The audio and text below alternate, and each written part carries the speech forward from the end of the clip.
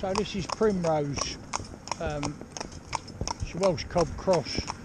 Come up, babe. Nice, nice pony. A really nice little pony. Little bit. You'd say she's a little bit nervous. That might be true, but looking at it, you say she's nervous. What I think it is a bit of the fact that she's inquisitive. So when you're going along here now, for instance, she'll look at this telegraph pole. Let's just say, you know, I'm using that as an example. So you look at the telegraph pole. So she'll be looking at that and forgetting about what she's doing. So, and when she forgets about what she's doing, and then you get this sort of thing come by, yeah, she's not really been concentrating.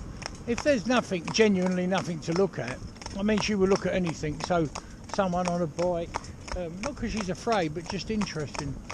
Now, how do I know that? Well, you can normally tell quite easily by putting something in their stable. And an inquisitive horse will come and, you know, make an inquiry, have a look. And so I've done it with another horse this morning. I just hung up a bottle with some stones in, and the horse immediately went and played with it, and that will keep that horse, you know, really content and happy for, well, 2 or 3 days, longer sometimes. So they'll play with it, go back to it. When you're talking to them, we had one not so long ago where we hung up a small bottle, like half pint bottle, I suppose, water bottle, and she put some stones in it, and whenever Ree come in, it would pick hold of it and shake it, you know, because she knew that Ree would make some sort of comment or like that, I presume. But over a short period of time, you know, and so this one's the same. So but the trouble is she's inquisitive. Now you see these signs coming up, these chevron signs, i.e. the black background, white arrows. She was absolutely terrified of these. Now, it don't make any sense to me at all, because most other signs she never bothered with at all. But she'd look at that, she'd be scooting across the other side of the road, just couldn't deal with it. So, how did we get over that? Well, it's a very hard, not very hard, but it's hard to find. When it happens, you'd have to be very lucky to be in a place where you could, you know, see it coming and bring the horse off the road, so I could go up to the sign and investigate it. Obviously that would be the best thing to do, have a look, in other words. But obviously where they are is to divert traffic, bend coming up, that type of thing. So it's, you know, it's not always very easy to do that. So, but this little girl, she's a nice little worker, she's doing all right. And Ree's just been talking to me. Ree's in charge of all feeding and stuff, and she said she's going to up her feed, because it just seems now, I mean, obviously I could, you know, tell her to get on and like that, but I'm just giving her a little tap with the reins. I had another comment on that, tapping horse with the reins. Well, it'd be from, you know, I don't know, some organisation or the other people that they say you should never do that, it's wrong. What they do say is you should strike them with the whip between the collar and the pad. That, to me, just to my way of thinking, is ridiculous. And I'll tell you why it's ridiculous. If you take this here, I brought this whip here to show you. This is one that we use if we've got to use one at all to demonstrate. So here we go, let's just do this lorry here, look.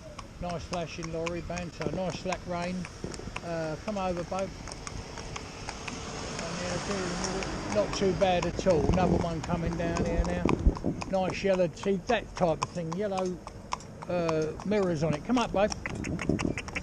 Come on. That's it, lovely. So we just asked her to come up there, right to it. Now them ones, like they've got yellow wing mirrors, sometimes the door mirrors, sometimes they'll have stainless steel on them. And they're lovely lorries, because you think, well, it's gone past 20 lorries, why is it just? Because it's different. Because that slight difference in it is enough to upset it, frighten it, put it on edge. Come on, baby. Come on, darling. So getting back to what I was saying, so if we use anything at all for teaching, like we take this one for instance, the lash has been taken off, we don't have them on there, yeah, so that you've got nothing to cut or sting a horse. And if you're not sure of what I mean, then get a whip and you know, a piece of fruit. I don't know. I don't mean something that's overripe, but a pear is a good example. Apple's a good example. And hit it with a whip with the lash. I'm going to stop here and let this traffic go. Hit it with the lash, and the lash will cut it. So you can imagine what it would do to horses, you know, with sting. Walk. Come on, babe. So the reason you can crack a whip is because the lash on the end is faster than the speed of sound. That end makes like the crack on a whip. Come on. Yeah, faster than the speed of sound. So like sonic boom, I think they call it. But it makes that crack. So what I'm just going to demonstrate here is, I tell you to hold the whip in this fashion, yeah? Now, I had someone pass a comment and say, yes, that's right, but of course you wouldn't travel along with a whip like that. Well, sure you would. Why wouldn't you? You travel along with it, have it, you know, laid up. And I don't mean wrapped round the stick like they do these days. When you lay the whip up, you caught the thong with your thumb, with your forefinger, and you catch it there, like you bring the thong back, catch it like that, and then you do that, you lay it up that fashion. That's why ollie whips are left with knobbles on them, you know, where the little twigs come off the side of a stick, so that you can lay one up and it don't all slide down in your hand if you've got a 4-in-hand whip. If a 4-in-hand whip, the length of the whip is the same, well, virtually the same. It's not vastly different. You'd imagine it would be for 4 horses as compared with a pair whip or a single whip, and it's slightly different in size. And people will say 5'3", and then the quill on the end, the goose quill, you know, to make the loop on the end. Anyway, getting back to what I'm saying, so the correct place to carry it is like this. You hold the reins in this fashion, you know, and you carry it like this. Now the problem is, yes, you can put it there, you know, anywhere you want to put it, yeah. On my horses you can, and this is why I say, when you've got that thong on that lash on the end of the thong, that can catch on any foliage, on a brick wall, on a fence, piece of barbed wire, anything you can think of really, it can catch up. Now if it catches up like now I'm catching it up, automatically if it jams you will pull it free. As you pull it free, that thong is going to go anywhere, that lash is going to go anywhere. So with my horses I can hit them here, look, you see, you know, on the quarters. I can even do this, and we do it with every horse that comes. So if anyone makes a mistake, and anyone that doesn't make a mistake is a bloody liar, because everybody makes a mistake. So I can take this here now, the horse is walking along perfectly happily, yeah, and I can do this. So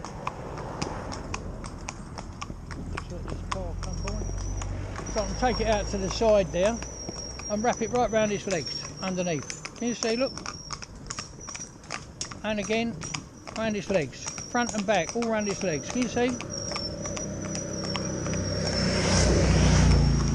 And let me tell you, the horse has got a rubber bit in it. It's not got a curved chain, great metal bit.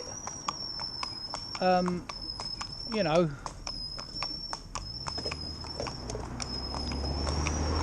where the cantilever of the bit is putting pain onto the bars of the horse. I know people say it's pressure, it's pain. That's why the horse, you know, comes off it. But we just soft rubber bits. So anywhere you want to hit this horse with the whip, you know, round there, round that side, underneath its belly, it will react, but it won't kick back, and that's what they're frightened of. Oh, don't do that. Don't kick it on the rump. Don't hit it there. You mustn't do that. Well, if you make a mistake and get it caught in the edge, that's exactly what's going to happen. And that's when a lot of them a lot of horses that are not used to it. So our philosophy here at All Strong Promotions is to say, get them used to everything, yeah, and get them used to what may never happen, yeah, get them used to that. So take them everywhere you can go. So when they do, so people say you should never canter on the road. Well, that's another thing that's right. There's several things to say about that. When we have horse shod, we always build a bit of cushion on the wall. So by that I mean we don't cut them back as tight as we could do. Horse stands on the wall of his hoof. That's what he stands on. Right? Now the wall of the hoof, you don't stand him on the sole of his foot, do you? Obviously, they stand him on the wall. So if you put you turn horses upside down, you know, when the farrier's doing it, if you put your fingernail or something like that round the inside of the shoe, you'll be able to run right underneath the shoe. You don't put it on the sole. It's just standing on the wall. Have to watch this.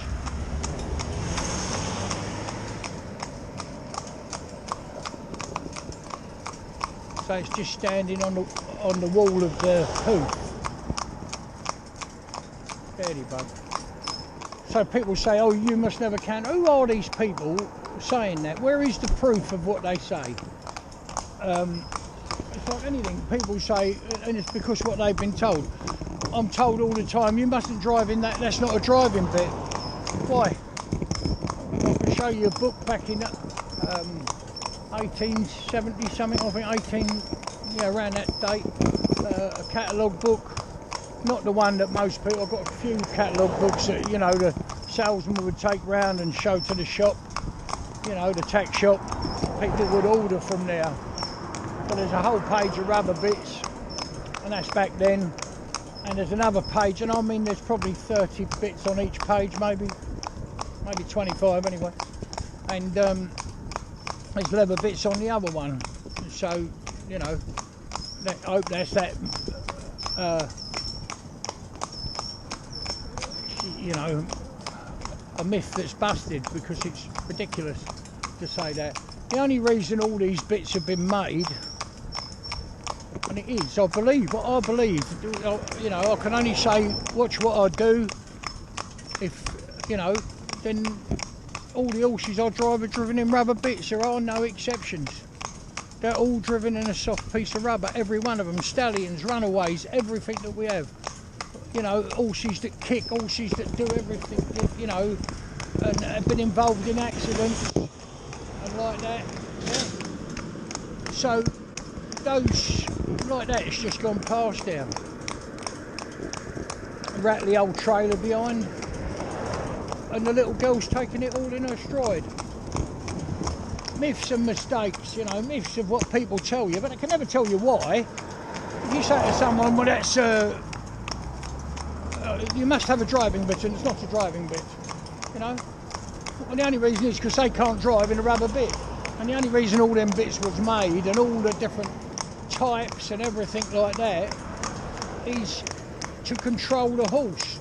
Well, how can I control all the horses I do in a soft rubber bit? I mean, someone answer me. I drive, not because I'm clever, nothing to do with that, not because I'm a great horseman, that's a load of nonsense. What it is no one will open their eyes, but they will listen to people in authority, yeah? So they take a position in a club and they're the leading club member, or an organisation. Who put them there? Who judged them to be in that position in the first place? Do you see what I mean? Well, he's been driving all his life. Well, that don't make anybody good at driving. It's driving all your life and still be terrified of driving, you know, frightened of driving. My horses have supreme confidence, I would say, as compared with a lot of horses. Maybe supreme confidence a bit, but they're very confident. Right, this horse is going up this road like there's just us here. Yeah, he's perfectly happy. He's not under, or she's not under stress, she's not uptight, she's not anything other than walking up this road, because that's what I've asked her to do, with a soft rubber bitting.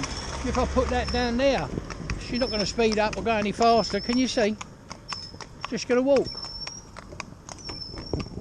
So, if you canter on the road, why do we canter on the road? Because I'm telling you now, if you don't canter on the road, if the horse is startled for some reason and gets into a canter, that won't stop. Very rarely. Very rarely. Because once his horse in canter, what was behind it before now has become a monster and everything is changed. Yeah? So we're trying to myths and mistakes, we're going to call this a film, I think Reed said, myths and mistakes. So just things that I see that are, but it's my opinion, that does not make it, you know, true. It won't be true for some people, but there's some people who will never want to listen. I'll share any knowledge I've got and happy to do so, more than happy to do so. Things I've learnt over the years. So what I've learned is cantering them on the road is no bad thing. People say, well, you've got to think of their joints, and of course you have. Two things to say. One, it's got no one on its back, so the weight problem is not there. It's got a set of harness on that can vary in weight. I think we have got a chart, we weigh all sorts of people's different manufacturers' harness, but none of it's that heavy. It's also spread over the entire body of the horse, you know. So it's not concentrated weight in one place on its back. There's no weight on the shafts, only the weight of the shafts are self-resting on, you know, which you can hold up with one finger. There's no weight if a horse is put too correctly in the two-wheeler, because the shafts should float in the tugs. Yeah, that's why they're made the way they are, so the shaft can float in them. So there's a very, very slight amount of weight on the back. Now, it's a really frosty, bad, rock-hard, frosty morning, you know, and you go down the stables and I'm not saying everybody does this. People are going to say, well, I don't turn mine out. Well, maybe you don't, but a lot of people do, because they know later in the day it's going to be very pleasant and the sun will come out and it will soften up and it'll be nice. So they turn the horse out, they put a couple of rugs on maybe, or maybe one big thickish rug, you know, to keep them warm. Whilst they're out until they come home. Okay, so when they do that, immediately, not every horse, my horse doesn't do that, that's what people will say, yeah, well your horse don't, but some do, a lot of them do. You let them loose and the first thing they do is run off, gallop, canter, trot, leap, kick and buck on rock hard ground, as hard as any road surface. You could hit it with a 14-pound hammer and you won't make any impression on it.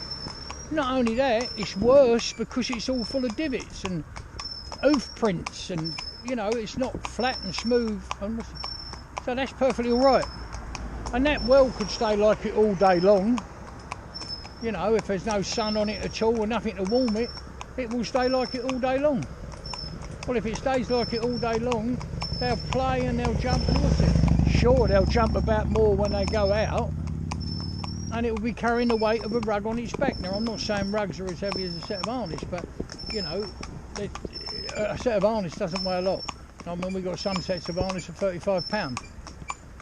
Yeah, and obviously it depends on the size of the horse to a certain, but it doesn't vary that much when it isn't that much more. So we'll weigh a set and just have a look at what this set weighs when we get back. So that's one thing there. So they say, you dare canter on the road, it's wrong, you hurt the horse's legs. Well, let me tell you, Roly started work with me well into his third, he'd had his third birthday, he was approaching 4-year-old when he started to go to work. My dear old friend and Roly, lovely, lovely, lovely, lovely boy, you know.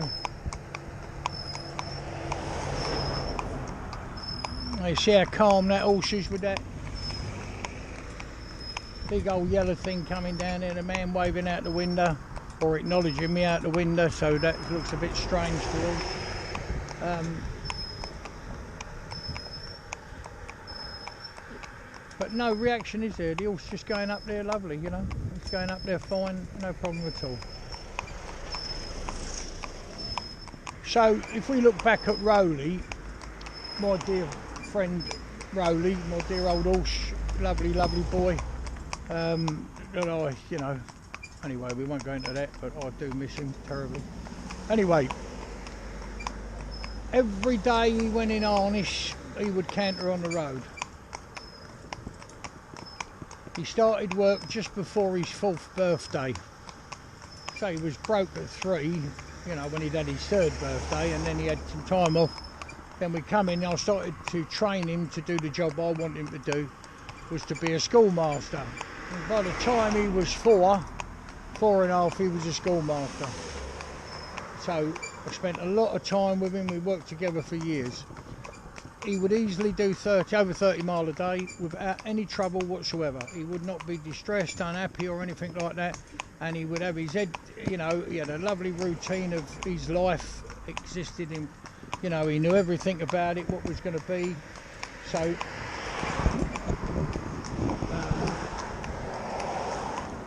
anyway, staying on cantering, he'd canter on the road.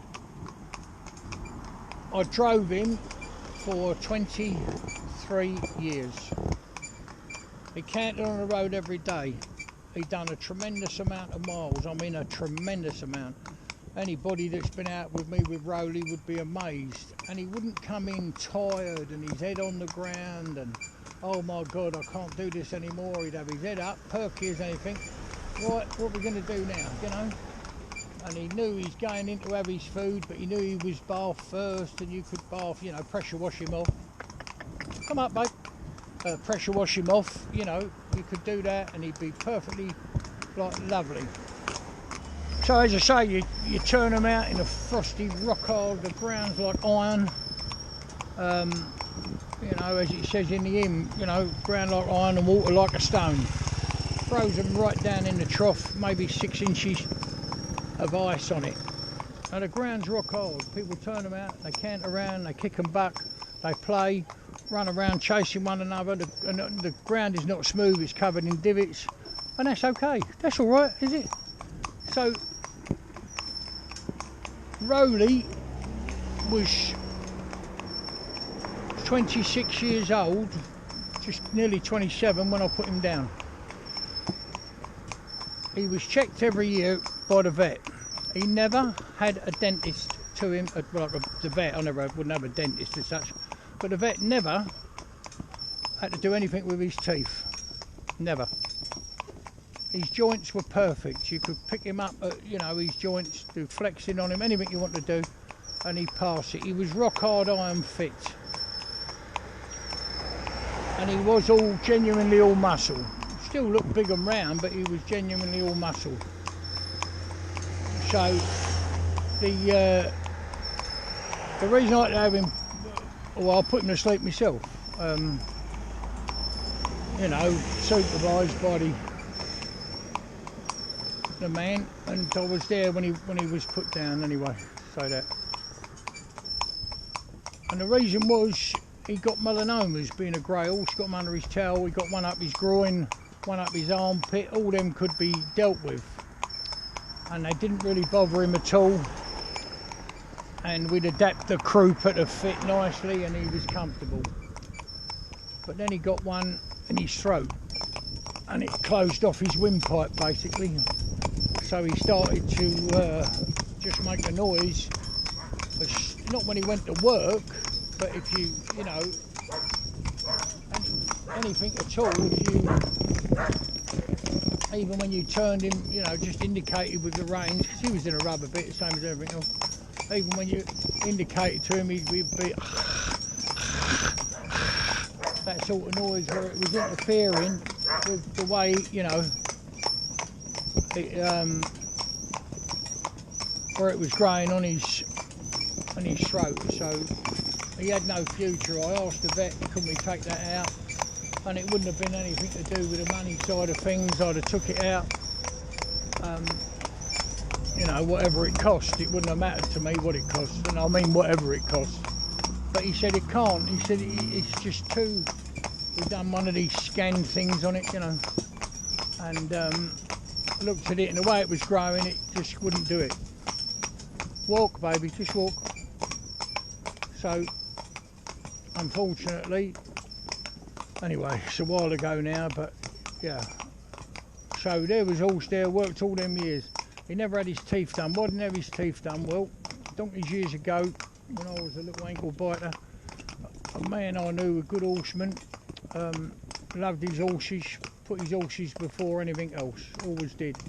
They was all fed, watered, bedded down, rubbed down, you know, all clean and lovely before he went through that door to get a cup of tea. And it was nice to watch, and I, you know, I was only a little kid, but I used to watch him, and he used to put a handful of, or a mug, like a coffee mug, coffee cup, you know. He'd have that full of sand, and over a period of 7 days, he'd add it to his feed. And I believe he'd done it every 3 months. I couldn't argue with that. Please don't think I would, you know, because I could be wrong. But I think every, you know, certainly 3 times a year, so we called it 4 months, he would do that, yeah. That horse never went out to grass because it was a workhorse, you know, it was him working all the time. Later on in his life, the horse would have a bit of an holiday when he did, you know, and it would be turned out. But I say to him, why are you doing that? He said, well, just let him, he said, a horse in the wild will find something to lick, chew and look after his own teeth. And I suppose if you think about it, that's exactly what horses do, don't they? Because they don't go out there, and horses, what I'm trying to say is, wild horses, or horses that are unmanaged and left to their own devices, and they're not kept in a field so they can go anywhere and look for whatever they want. You know, it's like you see animals go and find big salt flats, don't you, in different countries, because they've got to have the salt, you know. They will do other things, so left to their own devices, not captured in any way, so no fences, they'll go and find what they want. So he said that they would pick up a lot of grit, and if you do that and just put it in their food, and that's what he done. So I can only say, you know, I carried on doing the same thing, and I never needed to, you know. I mean, not unless horse might have, you know, could have had, I mean, I can't think really now because I never really, but could be, you know, I never had a vet come and look at their teeth, and when they come and he'd look at their teeth, and he'd go, cool, their old teeth are nice, they're just lovely, and the tables on them were rough enough to grind the food, but flat and square, you know, they was very good. Just that slight roll on them that you would expect, I suppose. So there's that one. So there's the whip and there's the cantering on the road. Myths and mistakes. So what do I think are mistakes? That's one thing that society say. I'm not. Everybody do your own thing. Don't listen to me. This is only my opinion. You do not, you know, I'm not saying this is how you should do it. I'm saying it's how I do it. On anything I say, it's how I do it. These are not instructional videos made to educate people. All they started off being was to show the people that own the horse, when they phoned up and said, how's it getting on? They would be able just to send out a little, you know, might be 30-second clip, and you can say, oh yeah, I can see how it's getting on, doing fine, thank you, you know. So you're not sitting there trying to explain on the phone. Well, that's how they started. Then we left one up and people started looking at it and asking questions. What I would say, we love questions. Seriously, love questions. I mean, you know, obviously there are a lot to answer, but what Ree will do is refer you to a video that will answer your question. You know, I think it's about, I don't know, there's a lot of videos up. I don't know if it's what it is, 1,000 maybe, but there's a lot of videos on YouTube. I don't know how many it is, I haven't got a clue really, and they get taken down after a while anyway, I think, I'm not sure. But there's a lot up there, going back over the years. Or we'll discuss it, she'll do an answer and put it up for you. And we love the comments. The comments tell us what you want to know. So the things we talked about, you know, myths and mistakes, I think it's it's very hard to say. They take pictures out of old books from donkeys years ago, 150 years ago, 200 years ago. Well, everything was horse drawn, you know, so there was horsemen, everybody was horsemen. You know, 99% of people would know more than so-called experts today would know, because if you worked in a stable environment at all, or even, you know, had anything to do, you'd see what horses were capable of doing.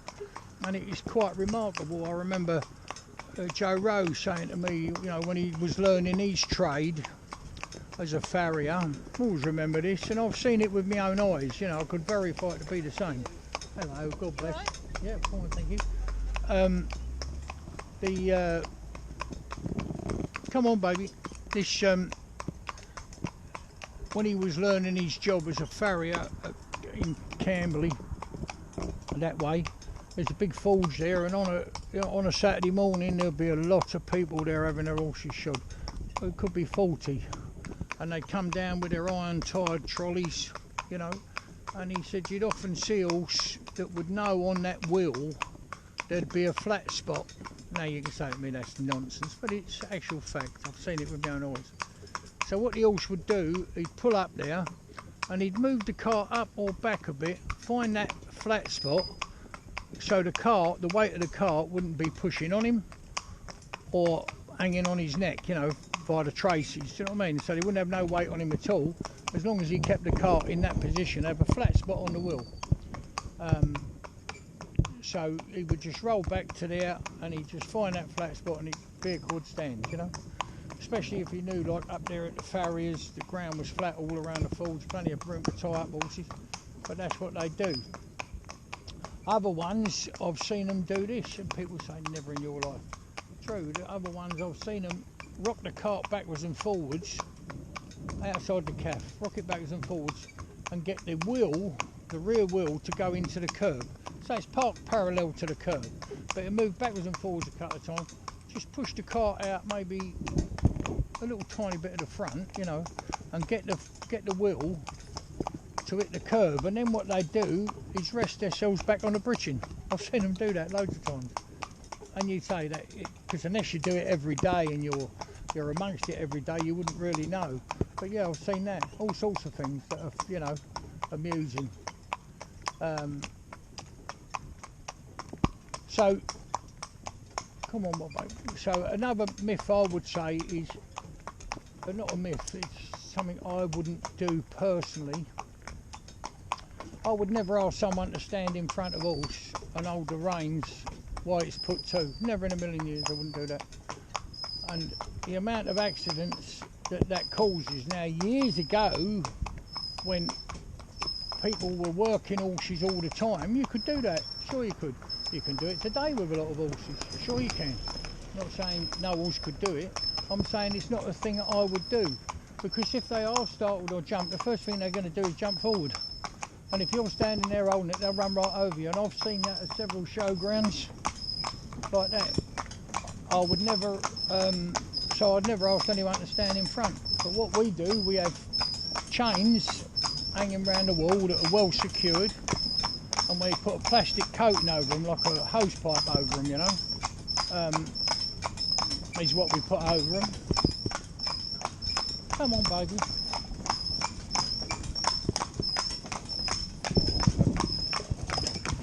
That's it, good boy. That's it. So we put a piece of hose pipe over them. Now, some of them horses will do this. This is like really interesting, fascinating. They'll swing the rope just like a child swinging the rope so that another child can skip, you know. So one either end of the rope, they spin it round and the child would go in and skip on it.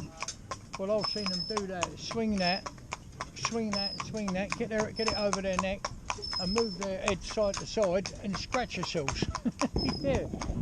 And then, but if they do that, then when they, you know, if they pull back or bring their head up, they're not captured because it's a nice smooth surface and it runs off. Why don't we use ropes? Why use chains? Well, we cover the chain up so no one would know. Not that we're concerned anyone knows their chains, it's the fact that you don't see it because it's completely covered with hose pipe, flat hose pipe, big 2-inch wide, 2 or 3 inch wide hose pipe that we put over it, and then it's nice and smooth and shiny and it will slide off easily. But I would never ask anybody to stand in front of a horse. I think it's a very, very dangerous practice. I cannot see that there's anything wrong. And I mean, in America, they, again, you can't generalise, right? But as a rule, they ground tie a lot. So we'd never dream of doing that in this country. But I've been out there with loads and loads of people. I go out there teaching, Canada as well when they'll ground tie. So them horses, they line them up. 4 horses to line them up. Ground time, the horses wouldn't move.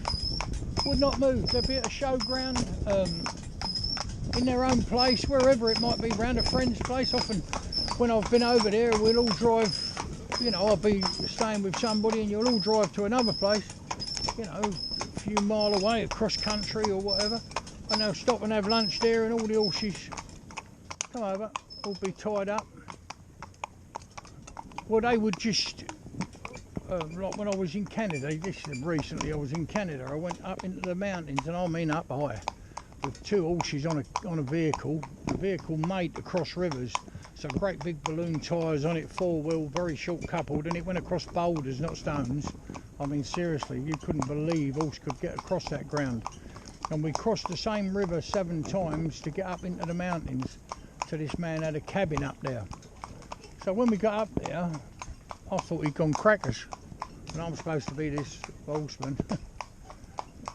So he had these big crosses, Belgian draft crosses. So we pulled up, he left them just standing there. Horses never put their heads down to eat any grass, wouldn't dream of doing it. Wouldn't dream of doing it. And we're on big grassy patch there, by his cabin. No fencing whatsoever. No feed for them. You know, no, hadn't brought any feed for them as such. So they just stood there. We unloaded everything, we took it up to the cabin, maybe 30 metres away. You know, you go up some steps to it and like that. Put all the stuff in there, horse just standing. Not moving, wouldn't move one muscle. He come back down, he dropped the, you know, unhooked them from the bottom of the collar. Just have a crossbar on a, you know, and down goes the pole on the floor.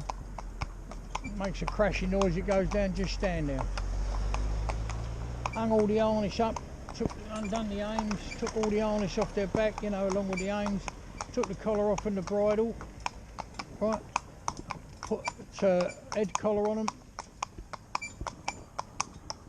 and let them go. And told them then, go on, like that, and off they went and started grazing. They never put their head down, never attempted to, in any way, shape or form, and he wasn't the only one. It's just common practice there, they wouldn't dream of tying one up.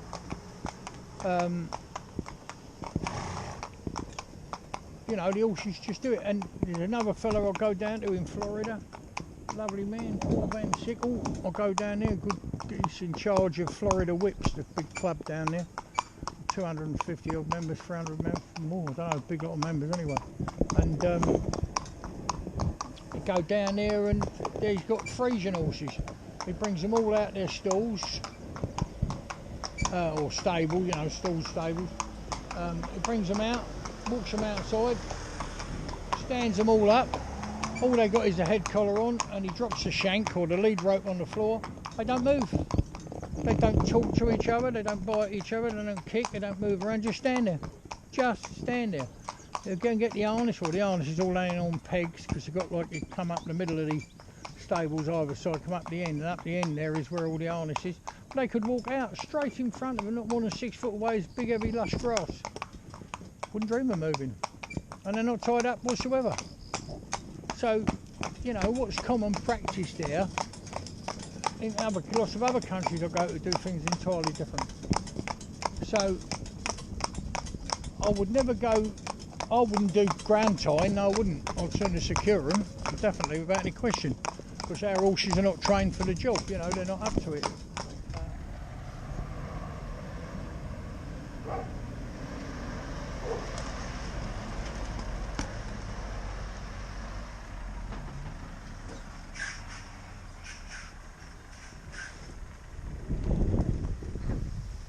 See, that's Mills on Wheels, he's, you know, just seeing and thinks. You see all the twigs breaking, the noise, all the stuff coming down off of it as it goes through. But it's got to come off the field, it's got to come up the road, isn't it? There's no point in people getting cross and angry. You've got to cope with it. But what did I do? I could have got across the road, put this horse away long before that was going to come past. But when they're going to come past, you want to be you know, there, like it's an education. If he sees it again, he's seen it once, it'll cope with it better. You know, that's just the way it goes. So there we go. Walk on, babe.